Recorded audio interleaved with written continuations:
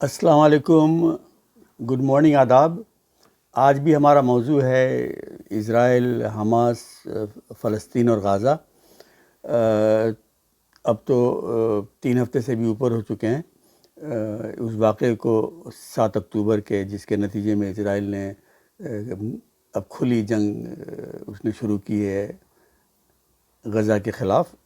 بظاہر تو اس کا کہنا ہے کہ حماس کو تباہ کرنا ہے، لیکن جو وہاں پہ ظلم، تشدد اور تکلیف پہنچائی جا رہی ہے غزہ کے لوگوں کو، وہ تو ساری دنیا دیکھ رہی ہے۔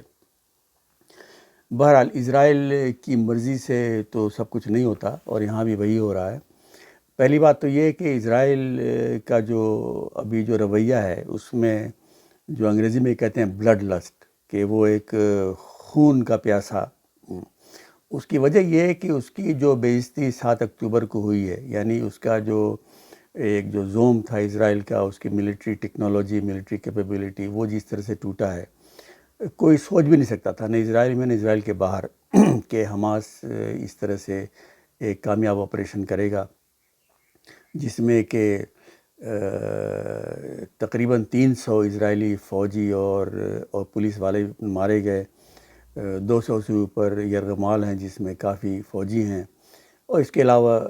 تقریباً 1000 اس میں سویلینز بھی مرے، جو قابل افسوس ہے۔ بہرحال اسرائیل کا جو تکبر، زوم، جو اس کی جو ایک انا تھی، وہ ٹوٹی، اور اسی لیے وہاں کے لوگوں میں بالعموم ایک ایسا غصہ ہے کہ جیسے ان کی آنکھوں میں خون ہے، اور اس خون کا بدلہ خون، اور یہ نہیں پتہ چل رہا کہ 1400 کے مرنے کے نتیجے میں انہوں نے تقریباً 8000 تو اپنا غزہ کے فلسطینی مر چکے ہیں، تو کتنے ہزار پہ وہ رکے گا۔ ان کا تو ارادہ ہے، میرے خیال میں جو لگتا ہے وہ یہی تھا کہ جو ایک فائنل سلیوشن جو ہٹلر نے چاہا تھا یہودیوں کو ختم کرنے کے لیے، اسی طرح سے ان کا ہے کہ یہ فلسطین کے لیے ایک فائنل سلیوشن ہوگا ان کا، اور یہ مسئلہ ہمیشہ کے لیے ختم ہو جائے گا۔ بہرحال ایسا تو ہونا بھی نہیں تھا، لیکن اب جو اشارے مل رہے ہیں وہ یہ کہ جو لوگ اسرائیل کا کھل کے ساتھ دے رہے تھے، اب وہ بھی ذرا اس میں پیچھے ہٹنا شروع ہو گئے، جس میں امریکہ بھی شامل ہے۔ اچھا، پہلی بات تو یہ کہ امریکہ نے جس طرح سے کھلے عام سپورٹ ظاہر کیا تھا، بائیڈن نے خاص کر اسرائیل کو، نتنیاہو کو، وہ ذرا نہ صرف ایک تعجب کرنے والا تھا بلکہ قابل افسوس بھی تھا۔ اچھا، انٹرنیشنل افیئرز میں کہتے ہیں کہ، اور یہ ایک بڑی پرانی ایک بات ہے، جو کہتے ہیں کہ لارڈ پالمرسٹون جو انگلینڈ کا پرائم منسٹر تھا 1855 سے لے کے 65 تک شاید، ہاں، کہ اس کا یہ ایک مشہور قول ہے کہ بین الاقوامی رشتوں میں، انٹرنیشنل افیئرز میں کوئی ازلی دوستی یا پرماننٹ کوئی فرینڈس نہیں ہوتے، صرف ملکوں کے پرماننٹ انٹرسٹس ہوتے ہیں، یعنی ازلی ملکوں کے ہوتے ہیں مفادات، کوئی دوستیاں نہیں ہوتی۔ اور یہ بار بار یہ چیز اپنے ریپیٹ کی گئی ہے مختلف لیڈرز سے، اور میرے خیال میں ہنری کیسنجر نے بھی یہ بات دہرائی تھی اپنے طور پہ، کہ کوئی پرماننٹ فرینڈس نہیں ہوتے انٹرنیشنل افیئرز میں۔ لیکن جس طرح کی تقاریر بائیڈن نے کی اور بلنکن نے کی اسرائیل میں جا کے، وہ تو یہ تھا کہ جی ہمیشہ کے لیے ہم دوست رہیں گے، اور آج نہیں، کل نہیں، پرسوں نہیں، بلکہ ہمیشہ، for ever to the end ہم آپ کے ساتھ ہیں۔ اچھا، اور یہ بات اس وقت کہی جا رہی تھی جب کہ اسرائیل کا پرائم منسٹر ایک ایسا شخص ہے جس کے بارے میں امریکہ میں بھی عام تاثر ہے کہ وہ ایک انتہائی مفاد پرست، اگریسو اور کرپٹ انسان ہے، جو اسرائیل کو نقصان پہنچا رہا ہے۔ تو شروع کے دنوں میں جو لگا تھا، اب ایسا نہیں ہے۔ اب امریکہ اور یورپ والے بھی اس پہ دباؤ ڈال رہے ہیں اسرائیل پہ کہ بھائی یہ جو آپریشن آپ کر رہے ہیں اس کا کیا مقصد ہے، اور یہ کب ختم ہوگا، اور اس کے نتائج کیا ہوں گے۔ اسرائیل کی جو خواہش تھی کہ پورے غزہ کو خالی کر دے اور پھر اس پہ قبضہ کر لے، اور یہ جو غزہ کے لوگ ہیں یہ پھر دوبارہ ریفیوجی بن جائیں سینائی میں اور ایجپٹ میں، تو ایسا ہونا ناممکن ہے۔ اب اسرائیل میں بڑے کم لوگ ہیں جو اسرائیل کی پالیسیز کو کرٹیسائز کر رہے ہیں، لیکن وہاں پہ ہیں چند لبرلز اور لبرلز کا یہ ہوتا ہے کہ دنیا میں کہیں پہ بھی ظلم ہو، اپنے ملک سے لے کر کہیں پہ بھی، تو انصاف کی بات کرتے ہیں. تو وہاں پہ ایک آج کل جو شخص ہے اس کا نام ہے گیڈیون لیوی، وہاں کا جو ایک مشہور اخبار ہے ہارٹز لبرل نیوز پیپر، اس میں وہ آرٹیکلز لکھتا ہے. تو اس نے 26 اکتوبر کے آرٹیکل میں اپنا لکھا ہے، جس کا کہ میں صرف ایک جملہ کوٹ کرتا ہوں. وہ کہتا ہے کہ اسرائیل از گوئنگ میڈ. تو حقیقت یہ ہے کہ اسرائیل میں ایک میڈنس ایک طاری ہے، اور اس میڈنس کا فائدہ اٹھاتے ہوئے نتنیاہو جو ہے وہ اپنے ذاتی مقاصد بھی حاصل کرنا چاہتا ہے. وہ یہ ہے کہ اس کے خلاف کافی چارجز تھے کرپشن کے، کافی وہ نامقبولیت کھو چکا تھا، لاکھوں لوگ سڑکوں پہ نکل رہے تھے مہینوں سے. تو اس کا خیال ہے کہ یہ کامیاب آپریشن کر کے وہ اپنی کھوئی ہوئی جو مقبولیت ہے یہ ساری اس کو واپس مل جائے گی، اور وہ پھر ایک نیشنل ہیرو بن کے سامنے آئے گا. بہرحال ایسا یقیناً ہونا نہیں ہے، خواہش ان کی جو بھی ہو. تو اب کافی ملکوں سے آواز آ رہی ہے کہ بھائی ایسا آپ نہیں کر سکتے، جس میں کہ یہ برازیل کے جو پریزیڈنٹ لولا انہوں نے بہت ہی کھل کر کہا کہ یہ جو ہونے جا رہا ہے یہ جینوسائیڈ ہے. اور آسٹریلیا کی فارن منسٹر پینی وانگ نے بھی ابھی کل ہی کہا کہ اسرائیل کو اپنے دوستوں کی بات تم نے سننی چاہیے، اینڈ وارنڈ، اور اس نے یہ وارننگ دی کہ دنیا جو ہے یہ اس طرح کی سویلین جو اموات ہو رہی ہیں جو غزہ میں، اس کو ایکسیپٹ نہیں کرے گی. اچھا، تو امریکہ تو خیر اسرائیل کا ساتھ دے گا، لیکن اس طرح نہیں جیسے کہ شروع میں ایسا لگا تھا کہ وہ غزہ کو تباہ کرنے میں اسرائیل کی مدد کرے گا. اسے پتہ ہے کہ ایسا نہیں ہو سکتا، اور آج کل کی دنیا میں یہ ممکن ہی نہیں ہے. یہ پرانے زمانے میں ہوتا تھا، یا روس نے کیا تھا چچنیا میں، جو اپنا گروزنی شہر اسے تباہ کر دیا. لیکن اب روس کو بھی ذرا خیال رکھنا پڑتا ہے، جیسا کہ آپ اوکرائن میں دیکھ رہے ہیں کہ خواہش تو اس کی یہی تھی کہ اوکرائن کو تباہ کر دے، اس پہ قبضہ کر لے، لیکن ذرا سوچ سمجھ کے اب آگے چلنا پڑتا ہے. جہاں تک رہی فلسطین کی بات، تو فلسطین کا معاملہ جو ہے اسرائیل نے سمجھا تھا کہ اسے ہم نے حل کر دیا، اور یہ جو حماس کا آپریشن جو کامیابی سے اس لیے ہو سکا کہ ساری توجہ غزہ سے ہٹ چکی تھی، اسرائیلی فوج کی، اسرائیلی سیاسی قیادت کی، اور نتنیاہو نے اور ان کی فوج نے سمجھا تھا کہ یہ جو ایک جیل خانہ بنا دیا غزہ کو، وہاں سے اب کوئی میجر آپریشن نہیں ہو سکتا ہے. شاید یہ اپنے راکٹ ماریں گے، جو آپ کو پتہ ہے کہ ہزاروں راکٹ مارتے ہیں تو ایک دو لوگ زخمی ہوتے ہیں. تو یہ ہوتا رہے، بے شک یہ ان کے لیے ایک نیوسنس ہے، لیکن کوئی مسئلہ نہیں ہے. تو ساری توجہ ان کی تھی وہاں پہ ویسٹ بینک پہ، اور پچھلے کئی مہینوں سے ویسٹ بینک پہ اسرائیلی فوج سیٹلرز کو سپورٹ کرتی تھی، ان کی بدماشیوں کے ساتھ پیچھے ہوتی تھی، اور آپریشنز کر کے وہاں کے جتنے لوگ تھے جو اسرائیل کی مخالفت میں کھڑے تھے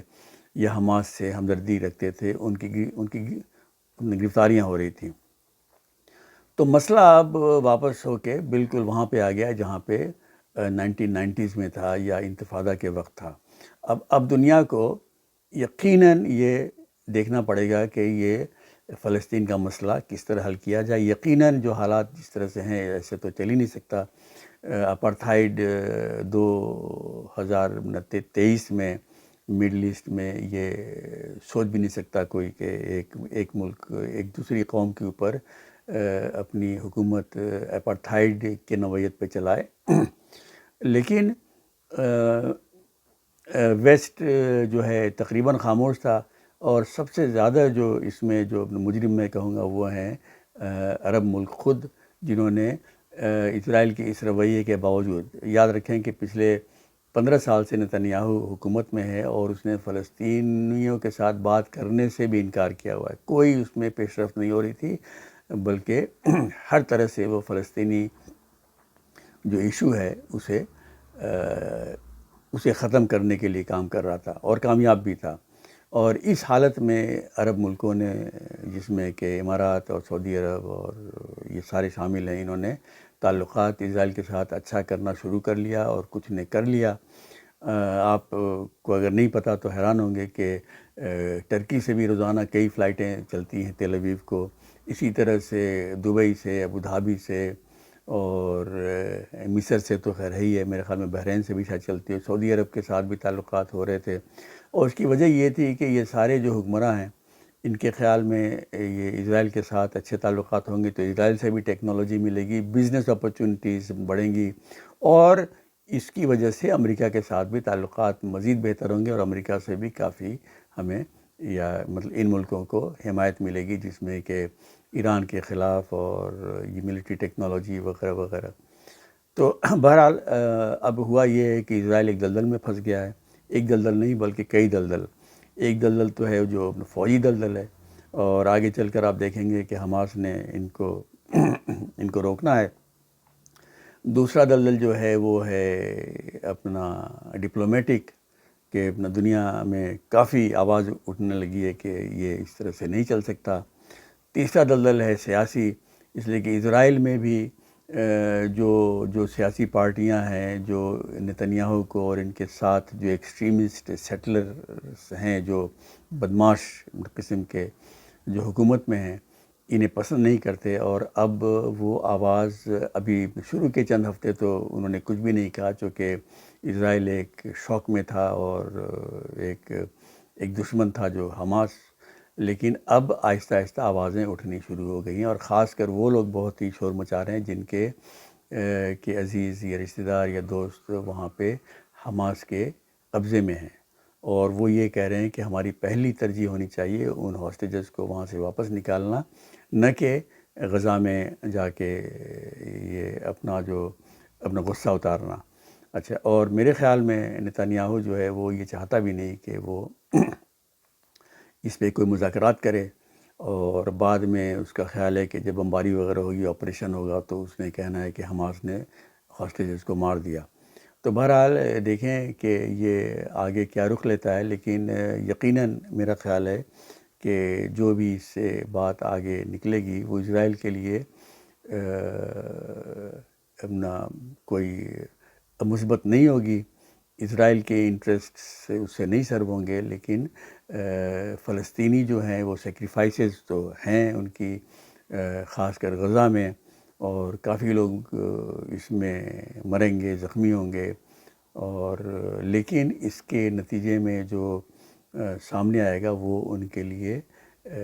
فائدہ مند ہوگا۔ اس کا مطلب یہ ہے کہ یہ ایک سلیوشن اس کا نکلنا پڑے گا۔ اب یورپ، امریکہ اور عرب جو لیڈرز ہیں وہ بھی مل کے اس پہ کام کریں گے، اور اسرائیل کے پاس اب کوئی چوائس نہیں ہوگا کہ وہ اپنی منمانی کرے، اور وہ کرتا آیا ہے 20 سال سے یا 25 سال سے، لیکن اب اس کا خاتمہ ہونا لازمی ہے، اور اس کے لیے امریکہ، یورپ، عرب ملک سارے مل کے میرے خیال میں اسرائیل کے اوپر دباؤ ڈالیں گے، اور یہ جو پچھلے 20-25 سال کی جو اسرائیل کی پالیسی ہے، جس کا کہ بہت بڑا حصہ جو ہے وہ اپنا نتنیاہو پہ آتا ہے، یہ نتنیاہو اب ٹوٹلی ایکسپوز ہو چکا ہے، ایک جھوٹا، ایگریسو اور مطلب ایک فراڈ ہے، جس کے نزدیک کہ سب سے عزیز جو چیز ہے وہ ہے اقتدار، اور اب یہ ایکسپوز ہو چکا ہے۔ تو میرے خیال میں جو کچھ ہو رہا ہے، جو جانیں ضائع ہو رہی ہیں، جو بچے مر رہے ہیں، میرے خیال میں 4000 سے اوپر تو بچے مر چکے ہیں، اور 8000 سے اوپر غزہ میں لوگ مر چکے ہیں، اور یہ تقریباً 7 گنا ہے اس کے جو اپنا جوز یا اسرائیلیز مرے تھے 7 اکتوبر کو۔ اور جو پلان ہے اسرائیل کا، یا لگتا ہے یا نتنیاہو کا، اس میں تو میرے خیال میں